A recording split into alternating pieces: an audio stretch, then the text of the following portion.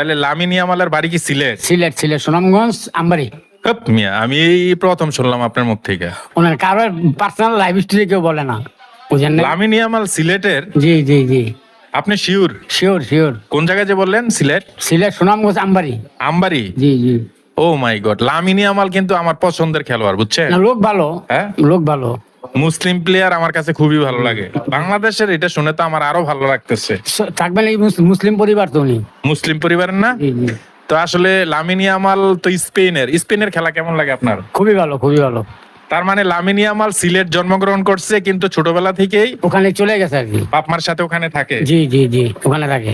ও মাই god. আমি চাঁদা বলবো কোন কারণ, সরল সোজা মানুষ, বুঝেন না? হ্যাঁ। কোন বেতালের দরকার নাই তো। যেমন আগে বাংলাদেশে একটা খেলতে আছে না? দূর মিয়া, আপনি মজা করেন নাকি এটা? না না না না, হ্যাঁ, এই যে আমার বাংলাদেশে একদম খেলতে আছে না, এরকম আমি হামজা। না হামজা, ঠিক এরকম হামজার নাম। হামজা এরকম খেলতে আছে না, এরকম আর কি। উনিও দেখে যায় খেললে সারা বিলিয়ন।